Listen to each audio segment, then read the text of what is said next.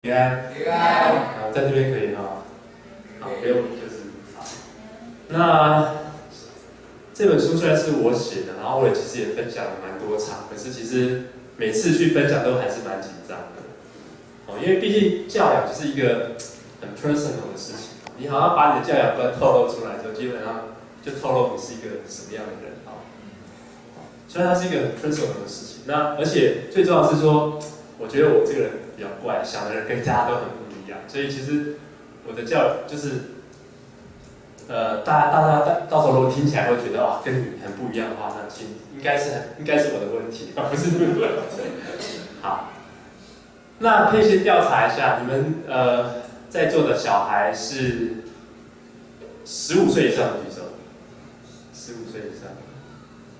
然后10岁以上的，然后5到10岁的 ，OK， 然后5岁以下的 ，OK， 好，那我的小孩是在门口那2个啦，其实刚刚没有，就是他们在卖书，你看起来不太认真了，像他们卖书都在看书这样子，这个就是没有让耶稣帮他带小孩。好，那。今天大概会从一些题目来看哈，我不晓得大家在教养上有没有这样想过，但是我的思考方式会跟大家会比较不一样，会比较特别一点。那第一个，我们首先就要问说，信仰为什么教养到底跟信仰有什么关系？为什么教养为什么会需要耶稣帮我们带小孩？为什么教养是一个信仰议题？那接下来我会花比较多时间在谈说。在这个现代的社会、后现代的社会，到底我们面临什么样的困境？那在信仰当中又可以怎么样去解答？所以我就用了所谓的父子圣灵啊，讲一个问题，然后再讲说从神这边的给我们一个解答。那如果大家知道基督教的一个很核心的一个信念，就是我们相信有位三一的上帝，就是他既是一位神，但他又透过圣父、圣子、圣灵的方式来跟我们显现。如果这个不太了解，到时候再问传道。好，那最后就是一个短短的总结，然后最后大家也可以有点时间一起来讨论哈。那我先说这个很多的这本书为什么会出现，然后其实是我自己的很多的挣扎，跟世源一样，就是生了孩子就面临各式各样的挑战，到底要100岁医师的方法，还是要怎么样？孩子一哭就要抱，就是。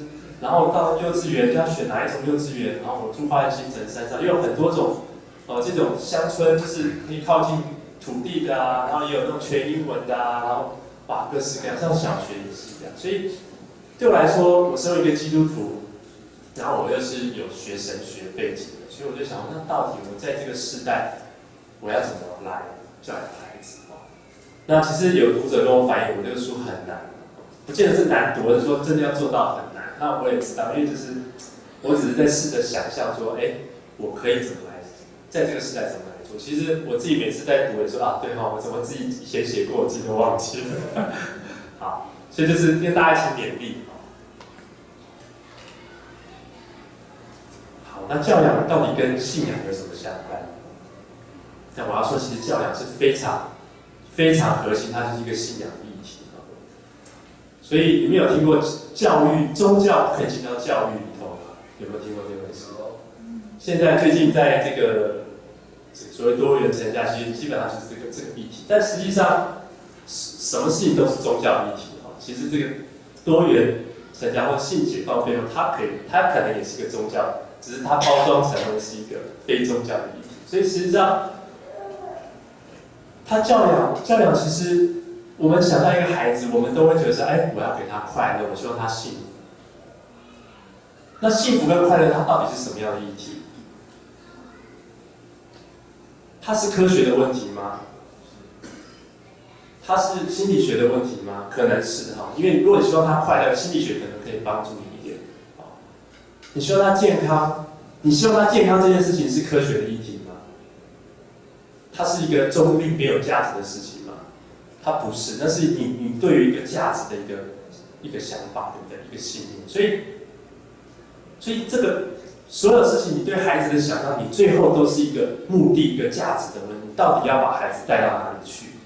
当你有这个想法之后，你才会去想啊，我要用科学的方法，我要用心理学的方法，我要用各式各样的方法来帮助我做这件事。可是我们却很少去思考说，哇，到底这个背后这个宗教、这个世界观的想法是什么？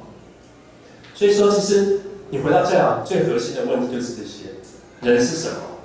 人是谁？孩子是谁？孩子是什么？这世界是怎么样的？我们人生的目的是什么？什么是幸福？什么是成功？什么是快乐？我们都希望孩子成功、幸福、快乐，但是到底什么是成功、幸福、快乐？哦，这些东西就是很根本的是一个宗教的议题，是一个信仰的议题。那基督信仰当然就是给我们一个很棒的，对我来说是一个非常棒的一个很完整的一个想法，到底什么是幸福跟快乐？而且跟这个世界上很不一样，但是我们相信它是一个真正有持久、有很久的这种盼望，有很久的这种快乐。那实际上呢，在另外一方面，其实在我们的教养上，其实把我们最真实的信仰也表达出来。有时候我们常常其实我有去教会啊，我是基督徒，可是实际上最真实表达我信仰是在什么地方？就在你的生活当中。其实不是说，反而是在我们在盼望什么，在我们在焦虑什么事情上，最能够真实表达我们的信仰。所以其实为什么夫妻会因为孩子会有一些冲突？其实透过孩子，就是把我们的那个真实的自己都更完全的表达出来。就是我希望孩子怎么样，你希望孩子怎么样，大家在这里头有一些的争执。所以我认为，其实我们不可逃避，就是说教养它必定推到它一定是一个信仰的问题，而是只是说我们到底有没有想清楚，我们在按照什么样的信仰在带我们的孩子。这可能有点小，抱歉。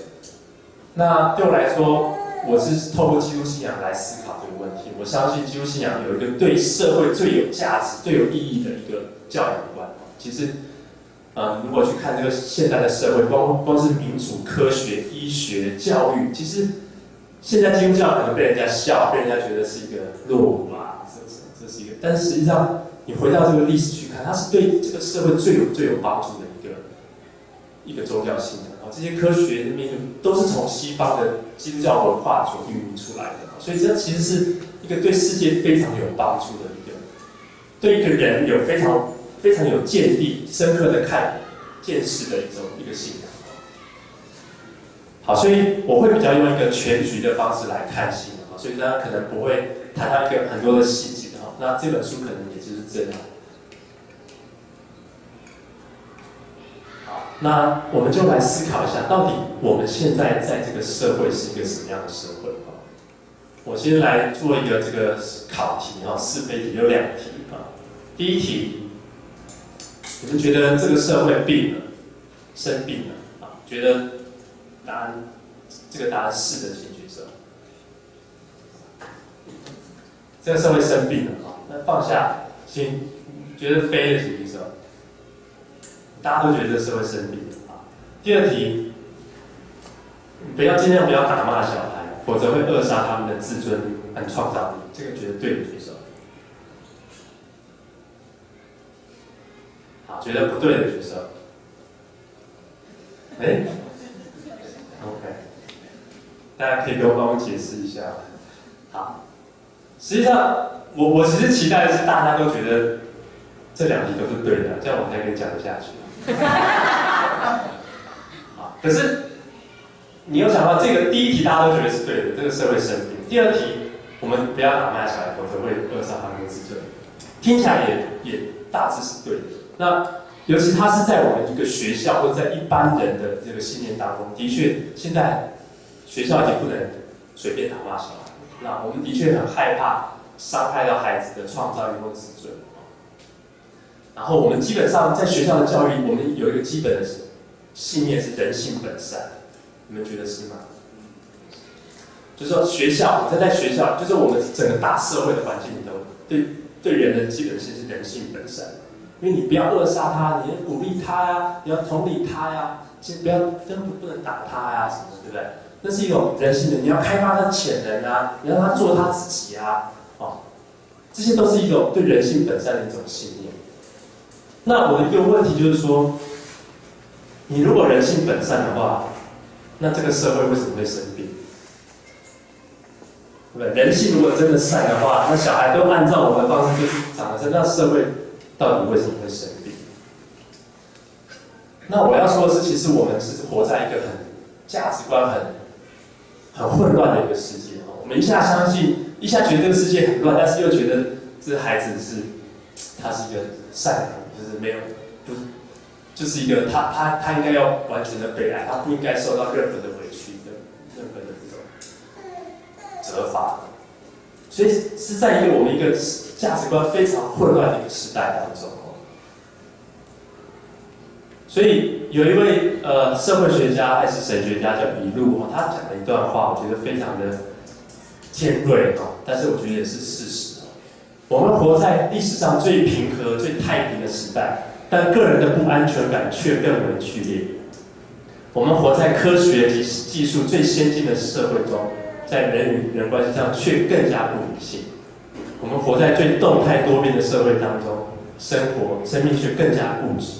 我们活在最自由的社会当中，却涌到治疗师那里去处理我们的强迫性行为。然后我们用买东西啊，然后来麻醉我们自己。我们虽然活在一个最富裕的社会当中，但是我们却是债台高筑，是一个很讽刺的现象。其实举个例子就知道了，我们大家都知道科技是做什么用的，科技节省时间嘛，所有的科技它这个技术都是帮助我们节省时间，对不对？我们要切菜，我们不会直接用扒的很慢嘛，就磨一把刀，然后切得很快啊。好，那如果你要挖山洞，然后你就用手挖得很慢，但是做一个挖土机就快很多啊，那帮我们节省时间，对不对？可是我们现在的确是在一个科技最发达的时代，但是我们时间节省到哪里去了？请问现在不忙的请举手，不忙的请举手，你懂我的意思吗？我们让科技帮我们节省时间，可是我们却更加的忙碌，忙到不可开交，忙到这个人非常的倦怠。所以到底这个社会怎么了？好，那我相信，接下来就是我提出，我很难在这么短的时间可以把这个题目讲清楚啊。但是就是说，如果大家有兴趣，也可以回到书里去看。但是我试着列出3个我认为是现代的一个最核心的问题，然后我用基督信仰、用父子圣灵给我们的帮助来给大家一些盼望。第一个，我们在一个以人为本、不谈目的的社会。其实就像我刚刚已经谈的时候，我们在学校里面读书，从小到大你没有学过，我们读书的目的是什么的？有吗？有吗？是什么？真的啊，书本课本上有这样写的。不过就是自己知道，这读书是要赚钱的，那书本上没有，不太敢去讲。我记得蒋公有一句话有说过了，可是现在也没有人在背它。生命的目的是创造自己的生命。我现在想想还蛮对的，就是那个时候就觉得什么东西啊。但是你要知道，我们在这个社会当中，因为我们要中立嘛，所以我们要客观，所以我们不谈价值的问题。但实际上，一个人活在这世界上，最核心就是人是什么，我们活的目的是什么。但是在我们这个社会当中，我们不谈这个目的，所以其实我们就是飘来飘去，我们根本不知道我们要往哪里去。那大家看到这个图，不知道是什么意思吗？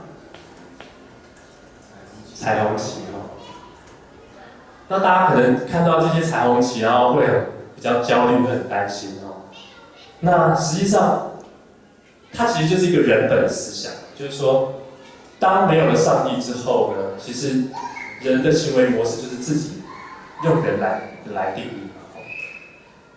那我不是谈说，我重点不是要谈这个，我要是谈的是说，其实这只是其中的一个果而已其实，在人本的思维无所不在。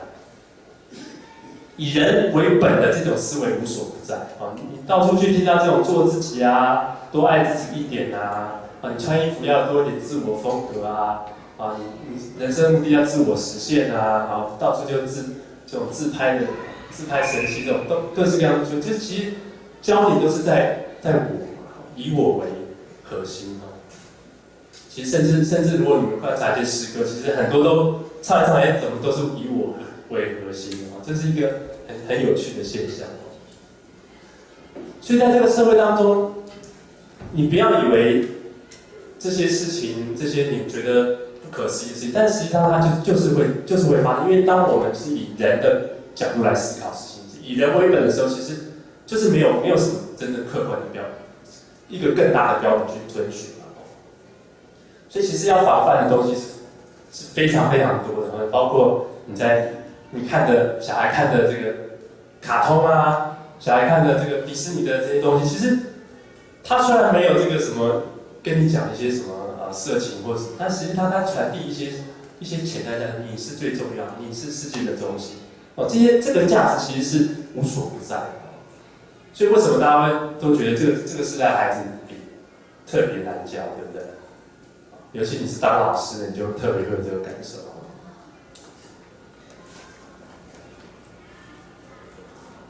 对权威的问题，如果都是以人为本，过去可能华人世界还有一个所谓的阶级的概念，但是当如果这个上帝整个被拆掉之后，其实人跟人之间就慢慢就没有在那个，就是没有一个标准啊。所以我们大家知道，我们小时候。可能再长一辈，就是在学校被老师打，然后回去可能爸爸妈妈还要再骂一顿。但是现在会碰到另外一种状况，就是小孩在学校被老师骂，就家长跑到学校。对，所以这个就是一个时代的一个改变哦。那亲子关系变得非常重要哦。我们小时候都没有一些什么要亲子共读哦，现在每天陪小孩亲子共读，觉得好辛苦，都是我的功课。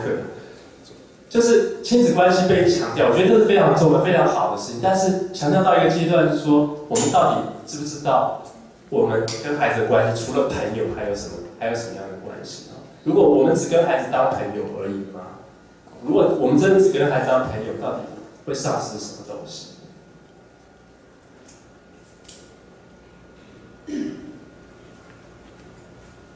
翻转教育，大家最近也听到哈，就是说过去是以老师为核心的来教小孩，现在好像这资讯这么发达，慢慢学生到处都可以学到东西，是不是应该想一想新的方法？这一点我也很同意。但是我觉得要再问深一点，就是说到底翻转教育的目的是什么？教孩子学习的目的是什么？通常你如果一直去研究他们的目的，说啊，你这样的翻转教育，孩子比较会有好奇心啊。他有持续的学习的动力呀。可是你这样问下去，那持续动力要干什么？学习的动力要干什么？最后下去都是人生目的的问题。其实大家还是在强调竞争力啊。有些人是送到这个觉得在这个体制内比较有竞争力，然后就好好读书啊，然后尤其听到一些香港啊、大陆就非常非常的竞争啊，从小就要。连上小学都要进到名校这样子，那我们也听到另外一派，就是我们要跳脱体制哦，跳脱体制，然后进到一个更自由、更开放、那个我觉得也很棒，很有理想。但是你回到他其实还是担心，他还是担心孩子没有竞争力啊。其实我们担心来担心都是担心孩子没有竞争力，但是我要问的是说，好奇心跟竞争力真的是只有我家长能想的一些事情吗？我问你一个问题：当我们在结婚的时候，在这边举行婚礼的时候，牧师在这个一对新人面前，他会怎么样勉励这对新人？这个往生死运动，有钱没钱都要彼此相爱，彼此扶持，对不对？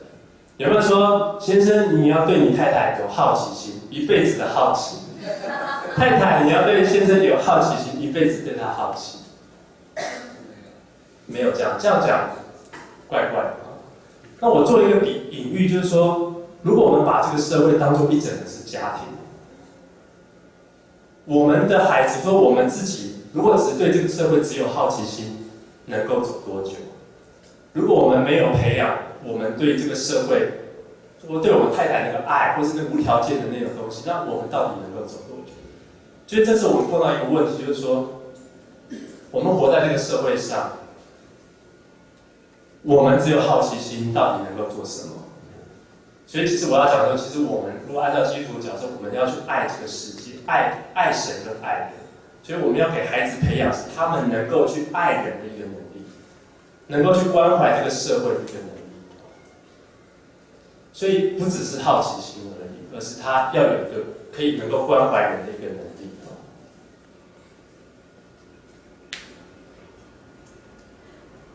好，所以对我来说，基督信仰给我们一个很棒的一个视野，就是说，上帝创造这个世界，这世界都是他的，因他的话而立的，他将来也要救赎这个整个世界。所以，这个生命的这个想象呢，目的意义都是从上帝而来。所以，那个读书赚钱的那种呢，就不见得是基督徒的想法了，而是生命要创造宇宙极其之生命。就是其实我们生命，上帝，你记得在创世纪第1章，他要人能够遍满全地去管理这个万物，成为一个管家。所以，但是人很骄傲，人不想要臣服于上帝，所以他自己想要像神一样。所以人自己像神一样怎么样，就发生什么互相的亚当夏娃就开始吵架，互相指责嘛，对不对？然后他们的第一家庭的孩子就发生凶杀案。就是如果人自己做主的时候，人就很多的这些嫉妒啊、骄傲这些都跑出来了。那实际上，这个圣经对我来说给我们一个意象，就是说，其实我们人生的目的就是要把自己的生命的主权交给上帝，然后按照上帝对这个世界的心意，我们去当这个世界的管家。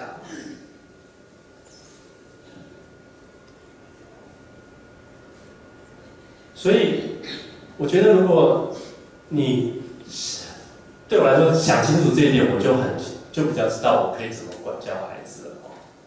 比如说，小孩不吃饭怎么办？啊，不要给他吃，真的吗？你们都很清楚，可是我看到很多人，或是有时候我们自己的确是做不到，或是因为我们自己有很多的焦虑，或我们自己背后很多价值没有把它理清楚。那像我在我的叫什么？我就是岳父嘛，对，早上忘记。那他就会说，因为他们可能过去的背景就是可能家庭比较怕吃不饱啊，或者什么，他就说，那只要我们家小孩，因为他们都瘦瘦的，所以只要去那边吃饭吃得说，哇，他们今天好乖啊，吃得好多哦。我心里就想，吃饭吃得好不是正常的吗？就是为什么吃饭吃得好就是很乖？那代表是说，其实我们把吃饭吃得好当做一个非常神圣的事情，就是它是一个非常价值非常高的一件事情。但是对我来说，如果我们的生命是要给上帝而用，这个跟指导员就是说，那如果你自己都照顾不好自己，你要去为上帝做什么事情呢？对不对？所以这是对我来说是一个蛮清楚的一个原则。所以包括很多事情就会说，其实对孩子说，其实你不是把自己的事情做好而已，而是你有没有为别人着想。所以昨天我们在打球，打篮球就有一个2年级的孩子，我们用了他的球，那是他的爸爸跟我们一起在打球，然后那个2年级的小孩就说：“爸爸，我要打篮球。”他其实那个时候在踢足球，然后那时候我们是在用他那个篮球，他爸爸就说：“这边好多颗，你去拿嘛，这边好多颗。”他说：“不要，我知道我们家那颗。”他爸爸就说：“不行。”他就说：“你去拿其他那一颗嘛。”他说：“不要，我一定要我那一颗。”结果呢，这个爸爸就可能没有坚持下去，因为不想在那个球场里头争执嘛。然后刚好就其他人就把球就丢给他，然后那个球就被那个2年级的小男生拿走了。然后那个小男生大概没有玩2分钟，那个球就丢掉了，这样子就不玩了。那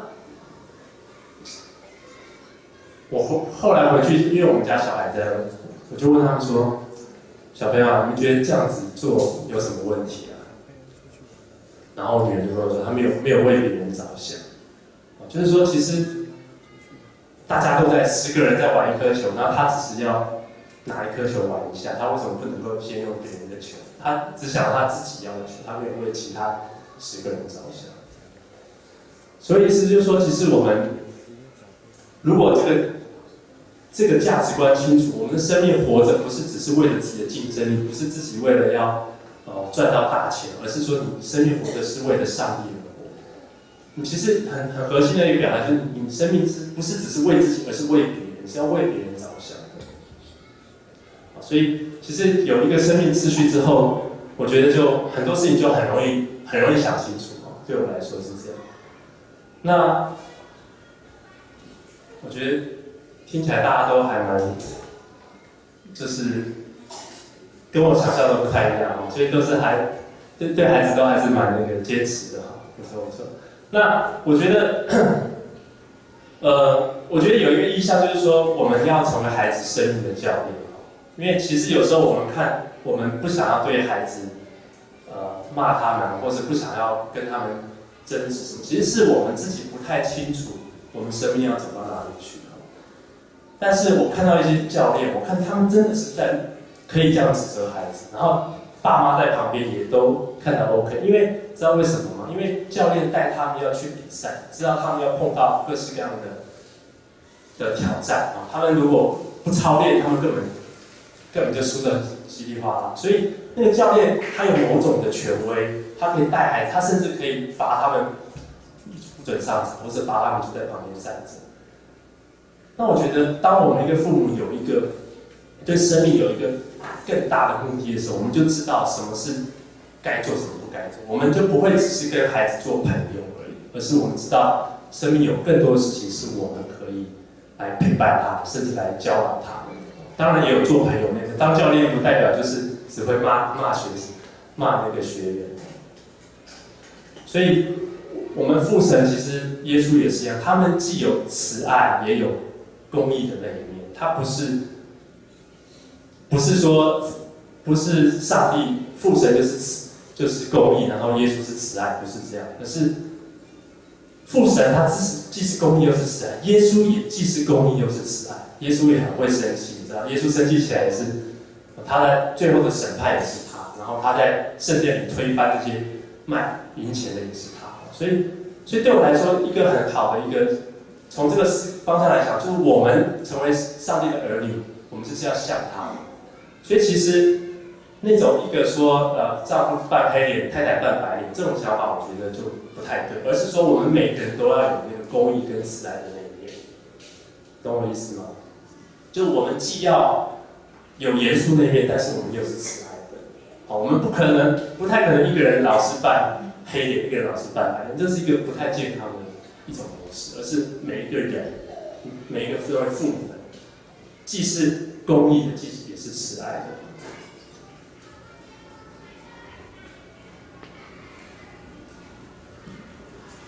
好，所以其实，我在书里头也会有一些练习，就是说不只是有一些观念，而是说我们真的实际上可以来操作。到底说，小孩子考试考了100分，那我们到底该怎么说他？好，然后小孩如果考得很不好，那我们又该怎么回应他？这其实就是一个非常实际上你怎么样表达你的信仰的一种，这个背后就是你怎么表达的。比如说最近我儿子他学注音学得还不错，然后他就回过头来就是很高兴说：“爸爸，我今天100分，我今天全对什么的。”然后老师就要说：“请家长给孩子鼓励这样子。”你们1年级有得到这种单子吗？就是都是现在家长要给孩子很鼓励。那我给他鼓励就是说，你有能力很好，但是你是为了要去祝福更多的人，加油，这样。所以我不会就说：“儿子你好棒！”我要让他知道。他有这些能力，他今天上帝给他这些恩赐，是让他能够去祝福更多人，不是只是停留在他自己身上。对，所以像这些都其实就是在我们生活当中是可以去透过我们生活当中去表达出来的。但是就是回过头来，就是我们要知道我们的生活、生命的意义跟目的，有一个比较清楚的想法。那我自己认为说，基督徒父母的使命是培育孩子成为能够真正听见上帝，而且回应上帝的人。我们不是只是让孩子成绩好，然后到可以成为一个人生胜利组的一员，而是我们是不是真的相信一个孩子的幸福是把他自己的生命交在上帝的手中，或是我们自己真的相信我们自己的人生把我们自己交在上帝手中是真的最幸福的？这其实是对我们一个最大的挑战。